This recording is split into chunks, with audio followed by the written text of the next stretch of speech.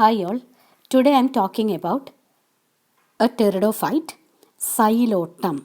The systematic position is class Psilotopsida, order Psilotails, family Psilotaceae, and the genus is Psilotum. Look into the spelling Psilotum, Psilotum. It commonly grows in tropical and subtropical region of the world and are seen in South Indian states such as Andhra Pradesh, Tamil Nadu and Kerala. Some common species of the Psilotum are Psilotum nudum, Nudum, and Psilotum flaccidum, Flaccidum. These are the two common species coming under the genus Psilotum, that is Psilotum nudum and Psilotum flaccidum. They grow either in terrestrial or epiphytic conditions. Psilotum nudum is predominantly terrestrial and Psilotum flaccidum is epiphytic, that is growing in the humus. The plant body of Psilotum is sporophytic and the plant body is divided into two parts, the underground rhizome and an aerial shoot. The rhizome is dichotomously branched, but in some cases the branching is irregular. It carries small scales and the roots are totally absent in the case of rhizome. The rhizome carries a number of epiphytic fungus and long thread-like rhizoids. The rhizome carries long thread-like rhizoids. The main function of rhizoids are anchorage and absorption. It arises from the epidermal cell of the rhizome and is covered with a cuticle. Some of the branches of rhizome grow up and constitute the aerial shoot. The aerial shoot is erect and are 20 to 75 centimeters long and are usually ribbed and are multi-angular. The aerial shoot are regularly dichotomously branched. Here you can see regular dichotomous branching. That is, see this. The first branch is dividing into two, then again dividing into two, again into two, like that. It is showing regular dichotomous branching. It is bright green in color, that is deep green in color, indicating their photosynthetic activity. On the aerial shoot, you can see number of appendages or scales. See this. Here you can see small leaf-like appendage. These are the small leaf-like appendages, and all over the body you can see the small leaf-like appendages. And these leaf-like appendages are of two types. They are fertile and sterile. In the case of fertile appendage, it will be carrying a sporangium. See, this is the sporangium. This small red colored round or red colored ball like structure is the sporangium, and the leaf which carries the sporangium are known as fertile leaves. Fertile leaves. And the leaves which do not carry any sporangium are known as sterile leaves. Thus, there are two types of appendages, fertile appendage and sterile appendage. This can also be called as fertile leaves and sterile leaves. These sporangia or spore-bearing structures are restricted to the upper portion of the plant only. Here you can see that in the upper portion only you can see the spore-bearing structures, and on the lower surface you cannot see any sporangium. Spore-bearing structure in the case of Psilotum is known as synangium. Synangium. Synangium. Now, moving on to the internal structure in xylotum plant body. First, we will look at the structure of or the anatomy of aerial shoot. I have already told you that the shoot or the aerial shoot is multi-angular. That is, it is with the ridges and furrows. See, like this. And this region is known as furrow and this region is known as ridge. That is, the shoot is multi-angular. Here also you can see the ridges and furrows. This region is known as the ridge and this region is known as furrow. The outermost layer of the aerial shoot is epidermis. The epidermis is single layered epidermis.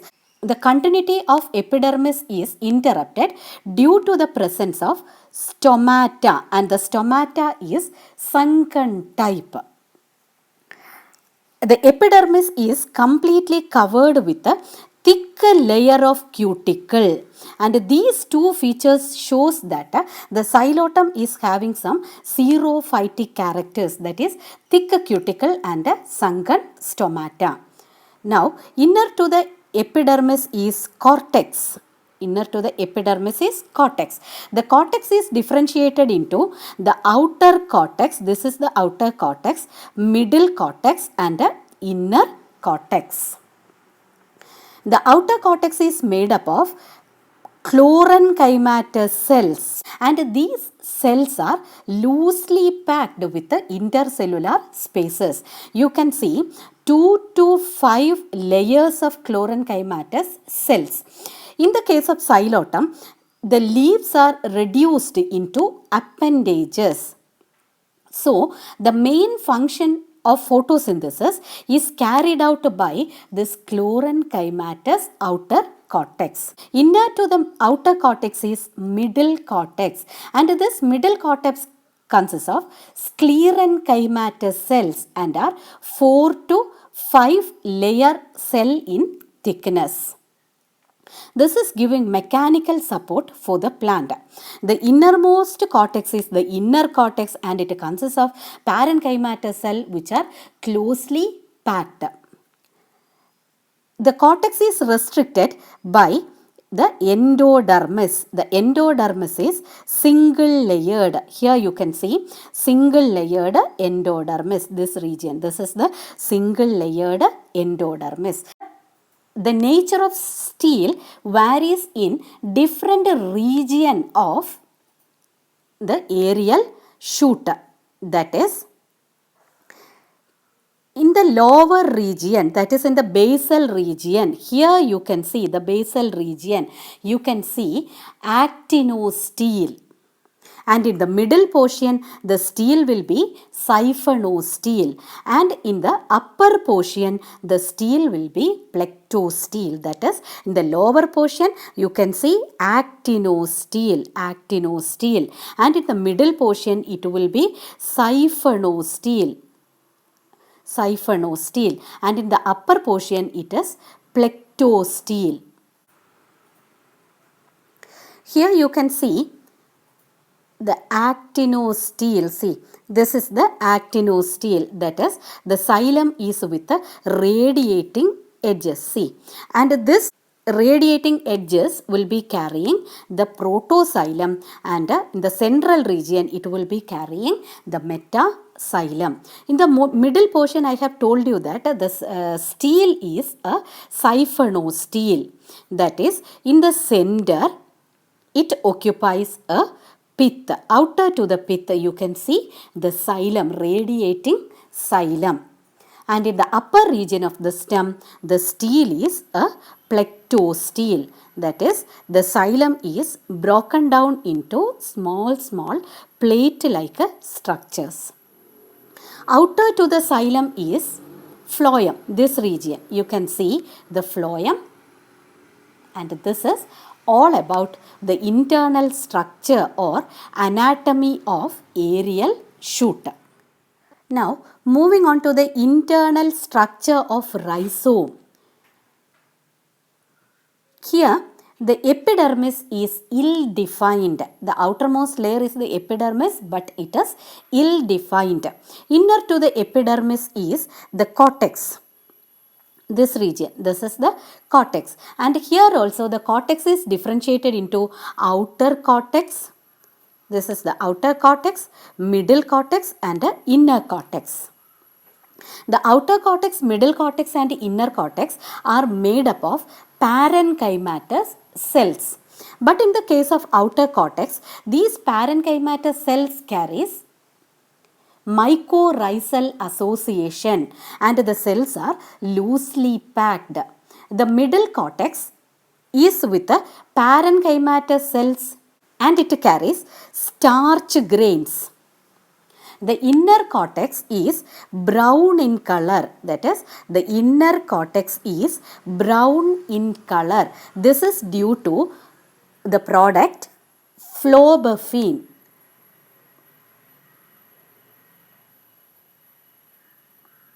Phlobophene, that is, this is the oxidation product of tannin. So, the inner cortex will always be brown in color. The central region is occupied by the stele. Stele is protostelic. That is, you can see a central xylem surrounded by a phloem. Here, the xylem is smooth. The outer wall of the xylem, I mean the central core of the xylem is smooth. See this. Xylem is smooth. That is why the stele will be haplostelic. Here the pith is totally absent. This is all about the internal structure of rhizome. Now moving on to the anatomy of leaf. Anatomically, the leaf shows an epidermis and a mesophyll, that is outer single layered epidermis and a inner mesophyll. The epidermal cells are highly cutinized. The mesophyll is chlorenchymatous and are with the loosely packed cells. The stomata are totally absent in epidermis and there is no vascular supply. Here you cannot see any type of stele or vascular supply in the case of leaves. This is all about the anatomy of leaves. Reproduction in xylotem. In xylotem, reproduction is taking place through the vegetative method and a sexual method. Vegetative method of reproduction is taking place through the formation of gemma. These are also known as brood bodies. These gemma are produced on the axils of branches of the rhizome. Gemma are produced on the axils of branches. See here, it produces small oval shaped structure called as gemma and also on the tip of the rhizome. These gemma are filled with the parenchymatous cells and it carries starch as reserve food material. When it gets detached from the plant body, it germinates into a new plant. This is all about the vegetative reproduction in the case of xylotem. Sexual reproduction in xylotem. Sexual reproduction in xylotem is taking place through the formation of spores, and these spores are produced in specialized spore carrying structure known as synangium. This synangium is a trilobed structure, that is, it carries 3 lobes. Here you can see 3 lobes. See, this is the first lobe, second lobe, and a third lobe. Thus, the synangium is a trilobed structure, and this trilobed synangium carries 3 locules. These are the 3 locules of the trilobed synangium, and a locule in turn carries the spore mother cell, and these spore mother cells are developing into the spores. This synangium is short stalked. See, This is the short stalk of the synangium. That is, the synangium is shortly stalked and are developing from the axils of bifid scales. That is, already I have told you that a synangium is produced in the axils of fertile leaves, and these fertile leaf will be bifid and are also known as bifid scales. That is, the synangium is produced on the axil of bifid scale. Structurally, the sporangium carries an outermost layer called as epidermis. This epidermis is single layered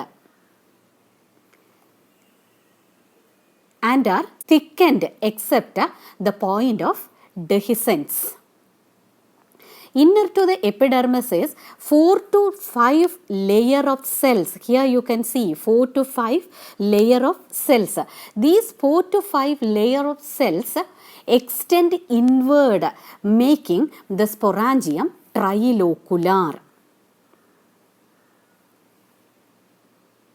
Here all the spores are of same type. So it is homosporous.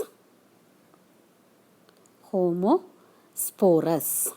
This is all about the structure of synangium. The spores, when liberated, germinate into the gametophyte or the prothallus. See, this is the prothallus and the gametophytic phase of the xylotum. This is purely underground and are dichotomously branched. It carries numerous rhizoids and are cylindrical in shape. Here, the branching is not always dichotomous and the size varies from 1 to 15 millimeters in length and 0.5 to 2 millimeters in diameter. The color of the gametophyte is usually dark brown, and this is due to the presence of endophytic fungus. It is fully parenchymatous with a strongly cutinized cells. The outermost cell give rise to numerous rhizoids. Here you can see the rhizoids. These are the numerous rhizoids. This is all about the structure of the prothallus in the case of xylotum. The gametophyte is monoecious. That is, the male and female reproductive organs are produced on the same prothallus. The male reproductive organ is known as antheridium. See, this is the antheridium. And the female reproductive organ is known as archegonium. Both the antheridium and archegonia are produced on same prothallus. The mature antheridium is somewhat spherical in shape. It projects out of the gametophyte as a hemispherical protuberance. Here you can see, that is, the antheridium project out of the prothallus as a hemispherical protuberance. Antheridium carries an outermost layer which is single layered, and inner to the antheridium is antherozooids. ANTHEROZOIDS. Antherozooids. And these antherozooids will be almost 250 in number. Archegonia is sunken. You can see only the neck portion which is projecting from the prothallus. It is flask shaped with a neck and the venter. A neck and the venter. The neck consists of 2 to 3 neck canal cell. These are the neck canal cell. And the venter consists of a ventral canal cell and an egg cell. This is the egg cell. Venter consists of ventral canal cell and an egg cell. At maturity, the neck of the archegonium break followed by the disintegration of neck canal cells, which leaves a passage for the entry of antherozooids into the egg. On reaching the egg, one sperm fuses with the egg to complete the fertilization. As a result of fertilization, a diploid zygote is produced. And this diploid zygote again develops into the sporophytic plant body. Here you can see the life cycle of the xylotum. That is, xylotum is sporophytic. It produces synangium. The synangium in turn produces the spores. The spores will be gametophytic or haploid. The spores will be haploid. The spore on germination produce haploid prothallus. The prothallus is monoecious. The prothallus in turn produce antheridium and archegonium. The antheridium produces antherozooids and the archegonium produces the egg. Here the antheridium and archegonium both will be haploid. On fertilization it produces diploid zygote. The diploid zygote again develop into the sporophytic plant body of xylotum. This is all about the life cycle of xylotum, and you have seen the morphological and anatomical features of xylotum. Happy learning. Bye.